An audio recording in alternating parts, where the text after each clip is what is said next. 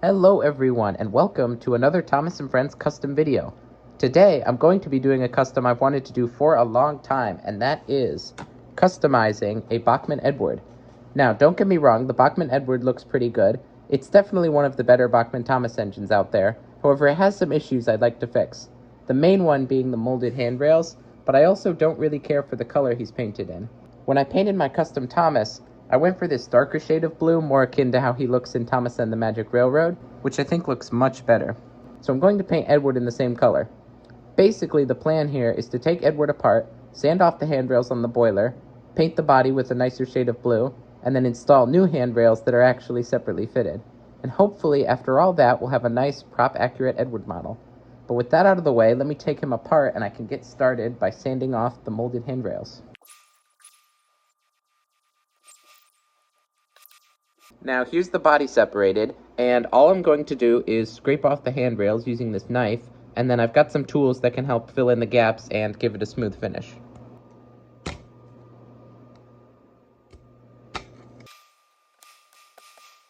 Well, that was a lot easier than I thought it would be. The handrails came off very quickly, which was nice.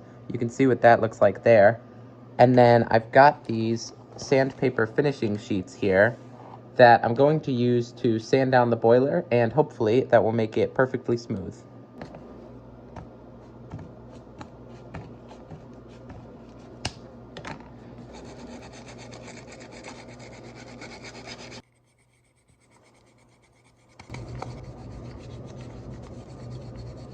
And that should be the sanding complete. It may not look like it on camera, but the boiler is a lot smoother now. So I'm going to take it outside and prime it, and if that looks good, we can start painting, or we might need to do some more sanding first. We'll see.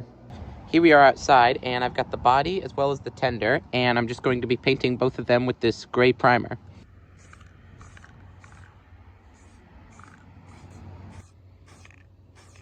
Alright, now here's what that looks like, and I think the tender looks really good, so I'm going to put that aside. However, the body definitely has some parts that could be sanded better, so I'm going to sand that again, paint it again with the primer, and then we should be ready to add the blue paint.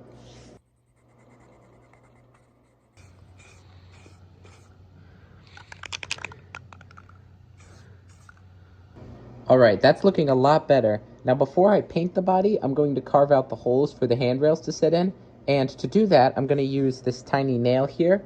Now, I would usually use a drill for something like this. However, all of my drill bits are too big, and I also don't want to crack the body by applying too much force, so I think this nail should work pretty well, but I guess we'll see.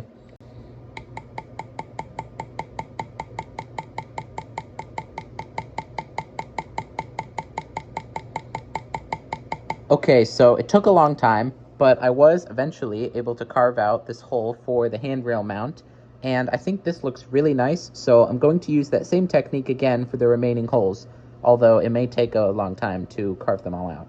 And I've also used a pencil to mark out where the handrails are going to go so that I don't mess up when I'm carving the holes.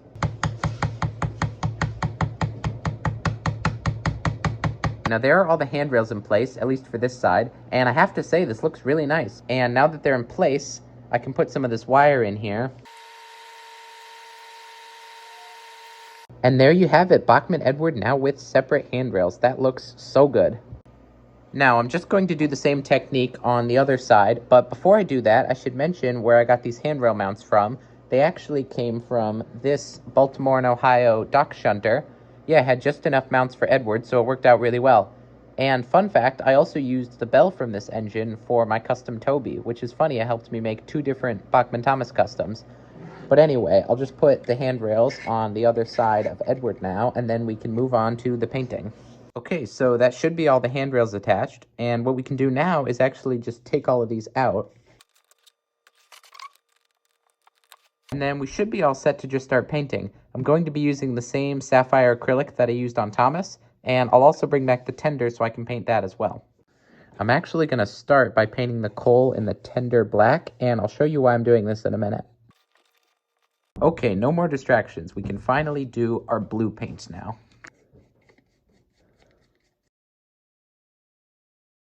There's the first coat of blue, and I've just realized that I'm going to have to paint the inside of the cab at some point, so I figured I might as well do that now before I finish applying the blue. And to do that, I'm just going to cover up the surrounding area with tape and then paint the inside black using some spray paint. So here's what that looks like, and here's what it looks like painted black. And now with that done, I can finish applying the blue paint.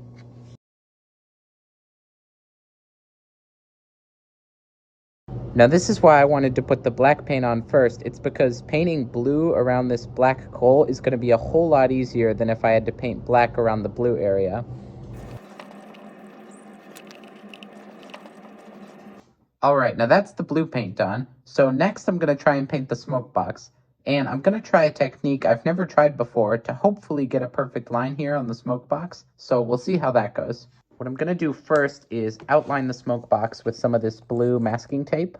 And then what I'll do is paint over this with more blue paint. And what this does is fill in any gaps in the tape here so that when I apply the black, the line will be perfectly straight and there won't be any paint leaking under the tape. And all that's left to do now is to add the black paint. Alright, I've let it dry, so now I can peel off the tape and we can see if we've got a clean line or not. This is the big moment here. Let's take a look. Here we go. Oh yeah, oh, that looks really good. Oh, nice. Look at that line. Alright, that looks absolutely perfect. This is amazing. Now I had to do a little touching up with the paintbrush, but it was definitely worth it. I think this is as close to perfect as I'm going to get this line. So I'll just paint the top of the cab real quick. And then we can take off the masking tape here on the footplate before painting the red parts. And just look at how perfectly crisp these lines are. That is just amazing. And then to paint the red parts, it's basically going to be the same as before. It's just going to be masking tape and then I'll paint them on there. So I appear to have encountered an issue here where since this back part is painted blue already, the paint applied here is going to be a lot darker than in the front, as you can see. So what I'll try and do here is paint the back part in the primer again, and that'll hopefully give all the paint the same color. And here's what that looks like. You can see we've got primer all over the running board now, so when I put the paint on, it should all match color-wise.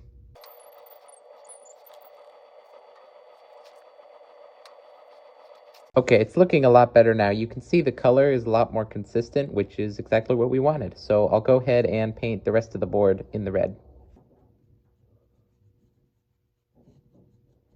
Everyone always asks why I take all the buffers off my customs. This is the reason. It's very difficult to paint around. But I decided to keep Edward's buffers on, so nobody can complain about it this time. Now I've gone ahead and painted the buffers also, so that should be all the painting finished, at least for now. And what I'm going to do is spray the body and the tender with this matte finish. And what this will do is lock all the paint in place and also make sure it doesn't get scratched or anything like that. Now here he is with that matte spray applied, and I have to say the matte spray really ties the whole paint job together. It really highlights all the colors, which is just awesome.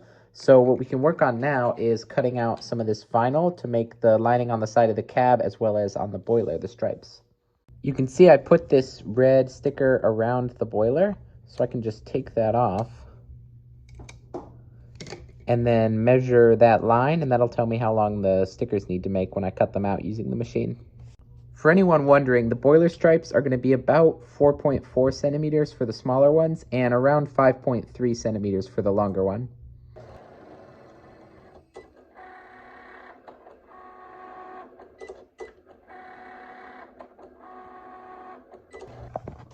Now we've got our stickers cut, so it should just be as easy as sticking them on the body.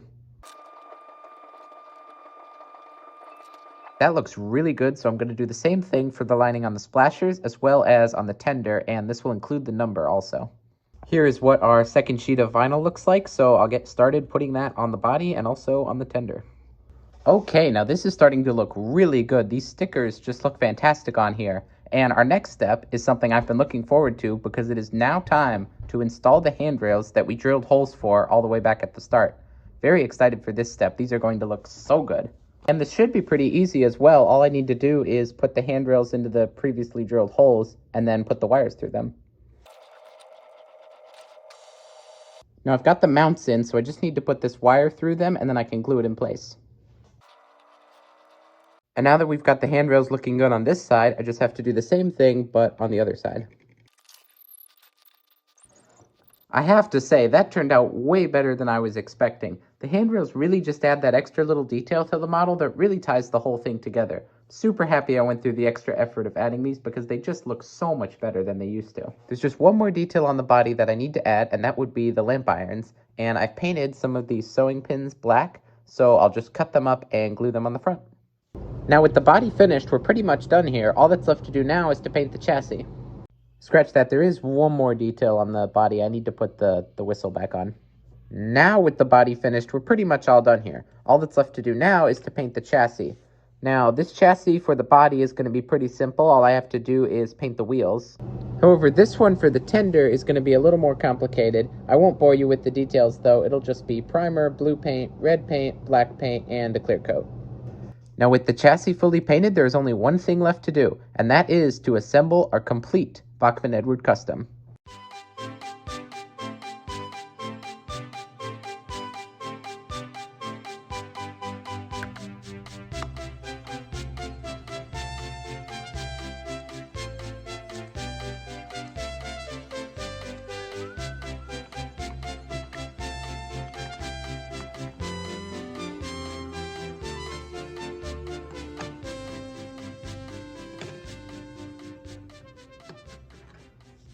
So there it is, my finished Bachmann Edward custom.